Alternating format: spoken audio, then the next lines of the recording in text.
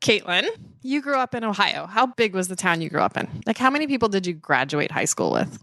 Well, shout out to Northmont High School. Go Thunderbolts. I graduated with 380 people in my class. What about you? I know we've talked about this before. How big was the high school you went to? I graduated with 8 people.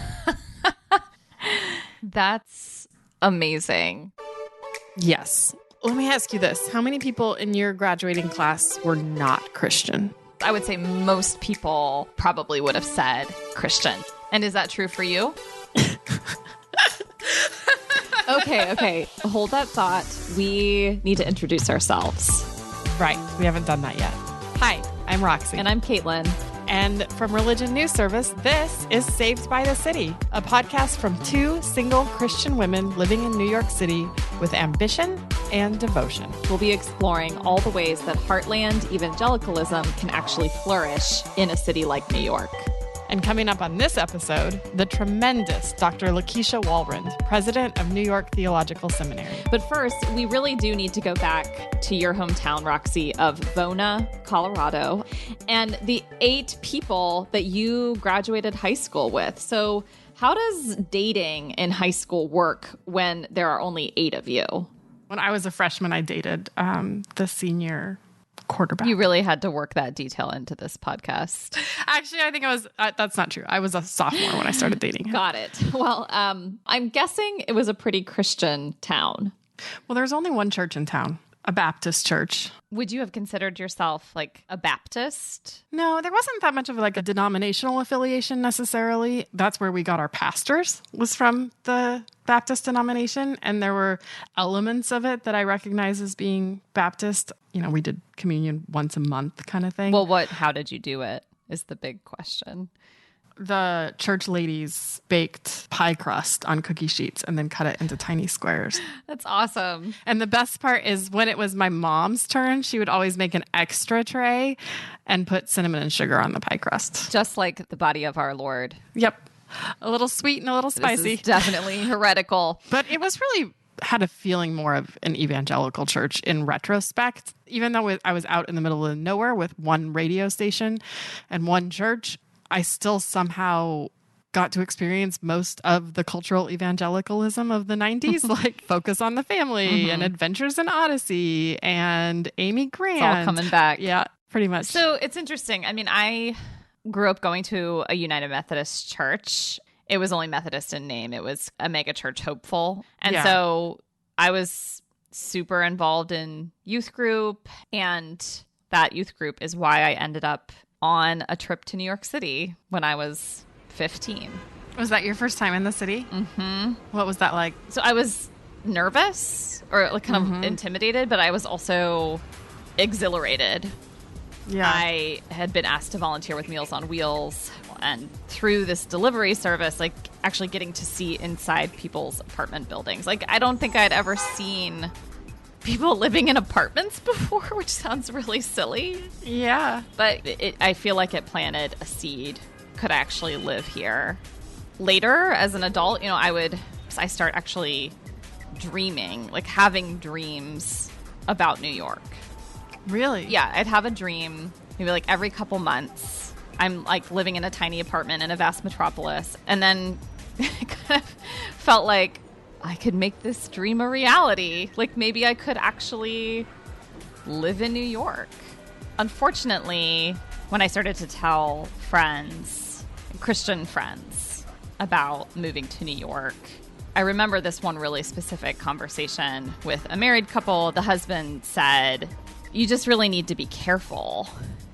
I didn't know what he meant by that. And I asked him, why? Why do I need to be careful? And he said something like, the restaurants and the bars, they're just really seductive. I remember seductive was the word that he used. And he's not wrong. Yes, there is some truth to that. But as we continued to talk, I realized his concern was actually about my faith. Like there's just something in the air that's going to be damaging to your faith. I remember hearing things like that. And that phrase, that gets tossed out there a lot, that it's just kind of a slippery slope. And you compromise in this way, and then this way, and then suddenly you're like on your way down to hell. And sometimes I wonder if there's some truth to that. I do find the city seductive in a lot of ways. When my friend first told me to be concerned about moving to New York, part of me really rejected that. But there is this part of me, I did worry about becoming spiritually unmoored. Or like, is this whole faith thing going to take a back seat to other things? And I do feel like being a Christian in New York doesn't just happen due to cultural norms, like just following along with whatever your neighbors are doing. It does feel like it requires one to make a deliberate choice to, for example, go to church on Sundays. Yeah. That's not something that most of your neighbors are doing. I do feel that New York has challenged my faith, but I think thus far in a fruitful way. I mean, I'll be honest, especially the first 6 months when I moved to New York, I partied pretty hard. Really? I had a I really good didn't time. know. Yeah. I would go to dance clubs. I, was definitely like sampling the fruits of the city in terms of like great cocktails and nightlife. And the city just felt like it held so much excitement, and I spent way too much money the first 6 months that I lived here. Like I was always it's going easy out to to do. eat. I was like so enamored with the fashion. So I definitely feel like the first 6 months I was a little like seduced by the city and some of what it had to offer that didn't always feel so very Christian. I think part of the appeal of living in New York for me has been precisely that it seems to be a challenging place. Yes. Like, you don't just move to New York willy-nilly. It is a real big life decision that requires a lot and costs a lot, and you feel like you need to make the most of your time in a place like this. But that has injected the last couple years of my life with a sense of intentionality and purpose and kind of wanting to see if I was strong enough. Yes. I was the same. I mean, people would ask me, and one of the common answers I would give was like, I wanted to move here for the challenge. I wanted to live in a place that like demanded something of me, that I felt like I had to rise to the occasion a little bit. There's so many moments of living in New York that should have been mundane, but somehow are just like crystallized in my mind because they were so symbolic or representative. Like I have this one memory of being in Williamsburg. It was pouring rain and I got stuck in it and I didn't have an umbrella and I just embraced it and remember just like walking around in the pouring rain and being like, I'm a New Yorker. Like I really am, And you just, broke like, out into song. Exactly. I mean, I felt there was definitely a soundtrack going on in my head at least. Yes. So, Roxy, I had a hunch that this city mouse, country mouse dynamic went way beyond New York, even beyond America itself, that this was an old dynamic. What do you mean old? As old as Christianity itself. Christian attitudes to the city have obviously changed a lot over time. So that's Philip Jenkins, the renowned church historian currently at Baylor University. I wanted to ask him about this city-country tension and where it comes from. As it turns out, it arises from a rift in the Protestant movement itself. So in the 19th century, American cities came to be seen as being predominantly Catholic, later with a strong Jewish element. And the kind of Protestantism that was associated with the city was usually very social gospel, very progressive. And it goes without saying that that is not what was happening among the country mouses, as one might say. This sounds exactly like what was going on for us 200 years later. Exactly. So that fear that you and I were taught, the sense of guilt that we have because we decided to move to the big bad city, is because of our evangelical heritage, and it's split with other Protestant traditions. Exactly. And this fear and distrust of the city would take on much greater cultural power over time. Here's what Dr. Jenkins said. The city became the focus of, if you like, a lot of symbolic politics, what sociologists sometimes call symbolic crusades. So when people tried to pass morality laws, sometimes they were using these symbolic attacks against cities, urban values, and so on. A symbolic crusade. that's so telling about our current life. Yeah, it sounds a little familiar. It's this symbolic crusade that we can feel all around us. And it's honestly hard to see how that tension can be resolved. Exactly. Oh man, such a love-hate thing with New York. It is such a mixed bag. There are so many singular things about living here. They're the parts that make it worth it. For sure. Now, I am still a little haunted by some of those voices from home. Those New York City naysayers. Well, we wanted to talk to someone like us, a Christian transplant who has learned to navigate faith in the city over many years. She is awesome. Dr. Lakeisha Walren, president of New York Theological Seminary. Coming up in just a sec. But not before we say a few words about our patrons. Religion News Service is an independent, award-winning source of global reporting on religion, spirituality, culture, and ethics. And yes, full disclosure, I do work there. Check out the newsletters, the opinion pieces from all different perspectives and belief systems.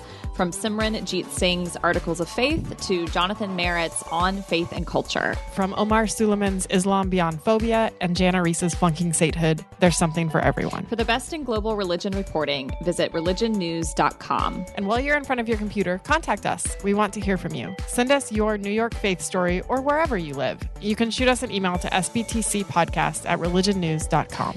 You can even record your story and email that to us as well, and maybe we'll play it on the show. Send it to sbtcpodcast@religionnews.com.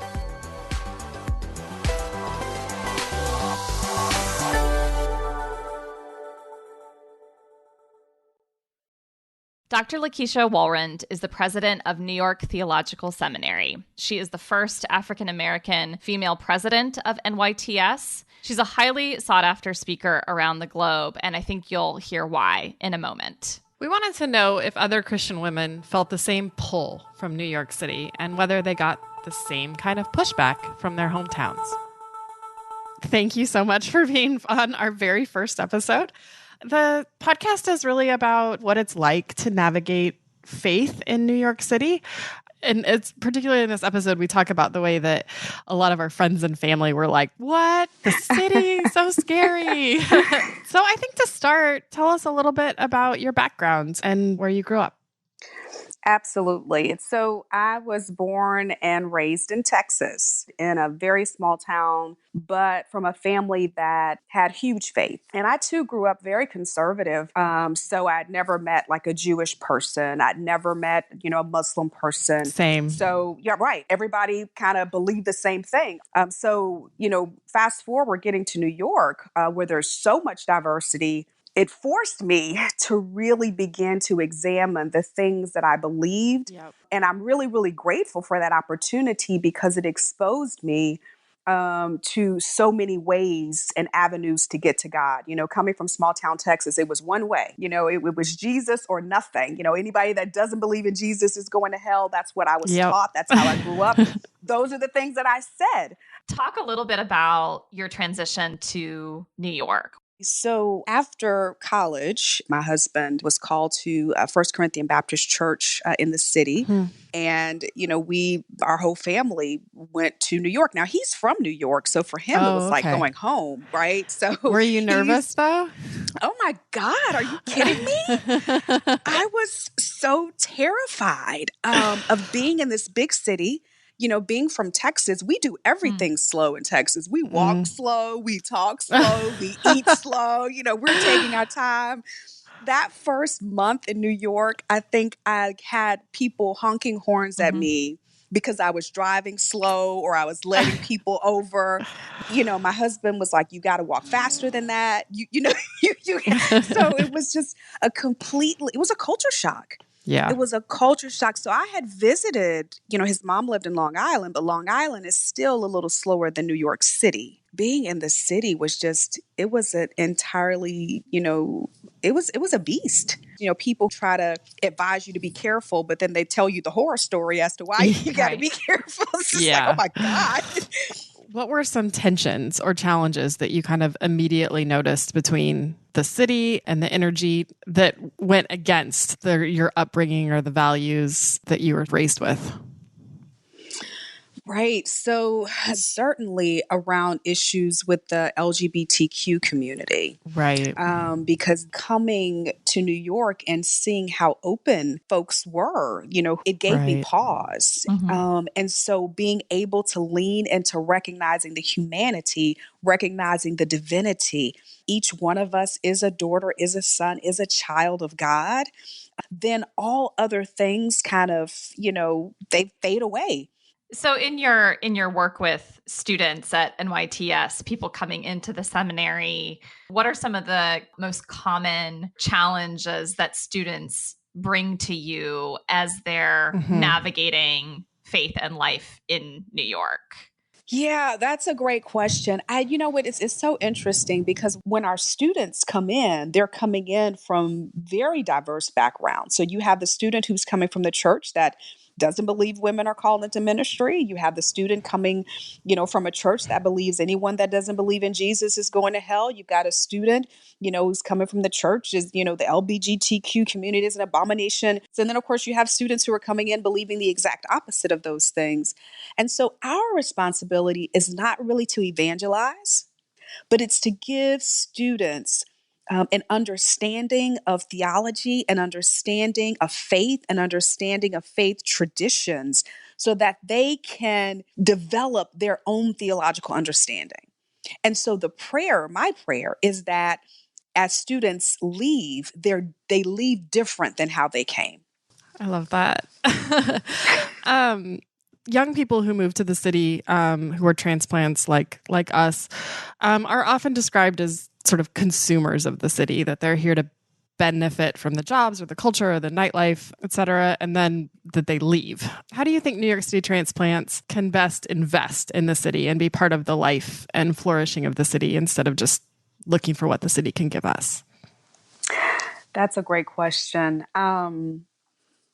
And I'm just sitting here thinking because I remember growing up and hearing people say, New York, it's a great place to visit, but I wouldn't want to live there. Yep. We've heard that more than once. Yes, many Right? times. I just think about New York is a place that I feel opens its arms to everyone. Now, certainly when you get here, you're going to have to grind and you're going to have to work because the city will eat you up if you don't. Yep. It definitely will. It takes no prisoners. But I think a part of what makes it what it is when people really come and build community. So I don't think it's anything specific that someone has to do or say. I think just being in community was really the best gift that one can give. That's such a beautiful way of describing New York. So It is. when you think back about that time that you first came to New York, what advice would you give to your younger self? You know what? It's so funny because when you ask that question, I think of one thing in particular. Don't forget who you are. There's something to be said about, being, in the world, but not of the world. So you can be in New York, but not of New York. Those little things that make you, that person from Colorado, or those little things that make you that person from Ohio, those things that make me that person from Texas, bringing those things with me, holding on to those values that make us better, that make us stronger, that make us greater. That is the real gift. So to my younger self, I would just say, don't lose your authenticity while you are becoming a New Yorker. You can be a New Yorker and still honor the traditions and the life of your past. Oh, I love that. And I want that too so much. Like I so value the way that I grew up in the small town, and thank you so much. Thank you so much for joining us. Thank you so much. Thank you both.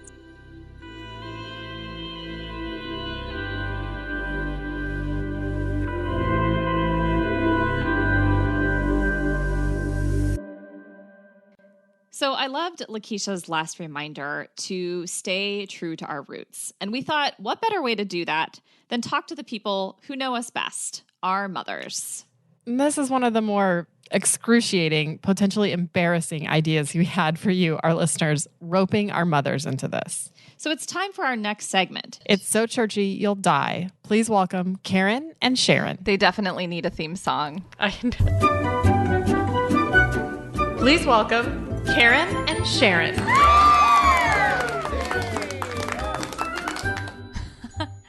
Okay. So I called my mom. Hi, sweetie. As I do a lot. I'm great. We just got Her name back is from a technically vacation, Karen Beaty, just to give it a dignified ring. I had one thing I wanted to ask her right out of the gate. When I initially told Dad, this won't surprise you, but he said, well, I'll just say this.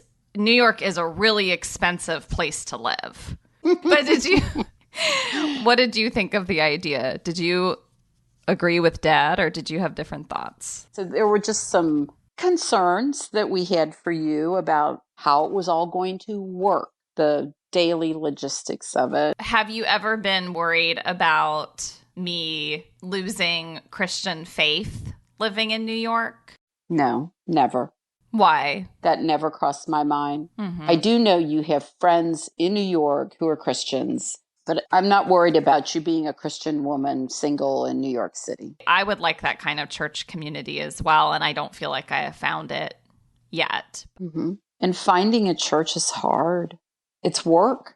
Mm-hmm. It really is. I know your personality type well enough to know that that may not be easy for you. Mm-hmm. Plus, I don't want to talk to like the 80-year-old man with bad breath at coffee hour. Aww.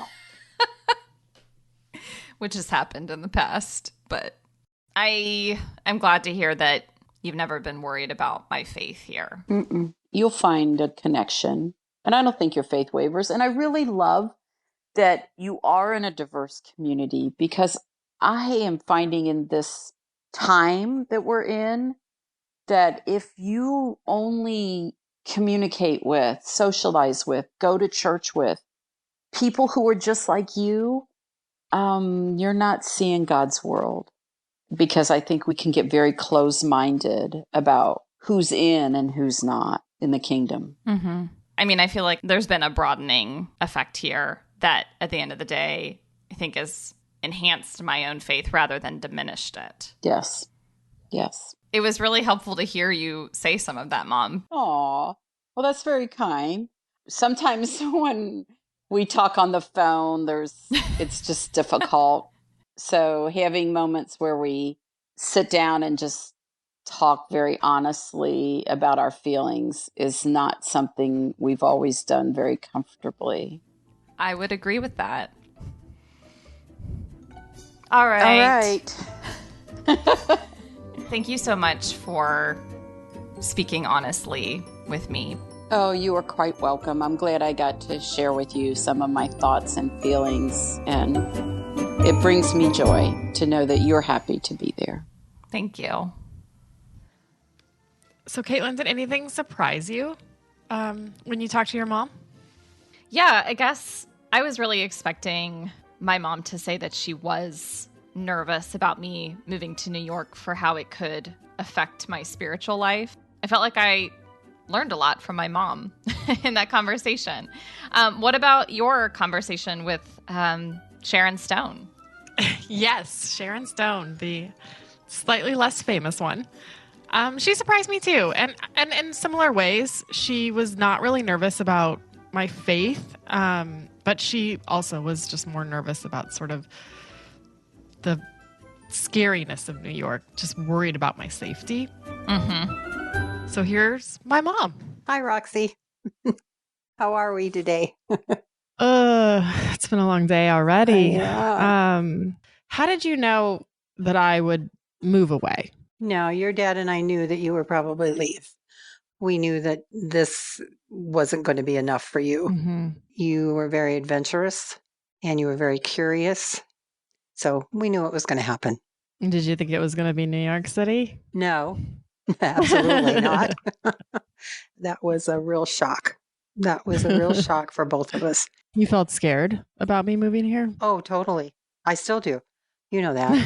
What worried you the most about me moving here? I think the worst thing was the fact of the crime. And a lot of that was physical safety. Yes, physical safety. Definitely. Physical safety. I knew you'd be fine with other things. Were you worried about my faith at all? Like, did you think, oh, it's going to be hard to be a Christian in New York City? No. Really? Yeah. No. I'm more worried now than what I was before. Oh, yeah? Yes. Why do you worry about that more now than in the past? Oh, I'm sorry. I worry more about physical safety as well as your faith being stretched. Is she going to get swallowed up by New York City? Is it just going to, is it going to change her? That's something that we all worry about. Has it? No, I don't think so. I don't think so. I think it's changed me some. How do you think it's changed you? I mean, I think it's opened my eyes to a lot of experiences that other Americans Mm-hmm. have. Mm-hmm. I think there's temptations you have to battle in New York a lot, particularly like greed, like wanting things and seeing things, and I think the city becomes a sort of third character in your life. Mm-hmm. So I think it does. I think there's ways it's changed me. I mean, I'm hoping they're mostly for the good, but I also feel like there's like it's a lonely city. It can be a lonely city. It's exacerbated things like depression and things like that. Mm-hmm. But I think that's life. I think that's what makes everything so different for each one of us is the experiences that we have. And you've been very fortunate to have so many incredible experiences, like living in New York City and being able to see the things that you've seen. Thanks, Mom. I hope it was all okay. I thought you were great. So it seems like nobody was actually worried about us. They weren't actually worried about the strength of our faith. Right. They were worried about other people, turning us into something they wouldn't recognize. Which, isn't that kind of the same thing? Yeah, it's the polite way of saying it to us, I guess. Such a vote of confidence. Especially for all the world to hear on this very podcast. So that's our show. I like podcasting most days. Me too. Although I will admit, I hate all of the wires all over my living room. Yeah, I feel like I'm getting a workout from lifting this big pole that has a mic attached to it. But it's worth it because we're getting toned. So the great news is that we have some more exciting, interesting episodes coming your way, listeners. So please do keep listening. Coming up next, we answer the question that many non-Christians have wanted to ask us, which is, how can you still be a Christian? Yep, definitely heard that one. Tale as old as Christianity. So we do want you to get in touch with us. You can tweet, if you're on Twitter, to the hashtag SavedByTheCity. We will get it. And we do want to hear from you. We want to hear specifically what topics we should discuss and who we should talk to. And you can email us, sbtcpodcast@religionnews.com. Write us your story or make a recording of it and send it our way, and maybe we'll play it on the podcast. Saved by the City is a production of Religion News Service. The executive producer is Jay Woodward, and our consulting producer is Paul O'Donnell. Chaz Russo put together our look, and Martin Fowler wrote our theme music. I'm Katelyn Beaty. And I'm Roxy Stone. Thanks for listening.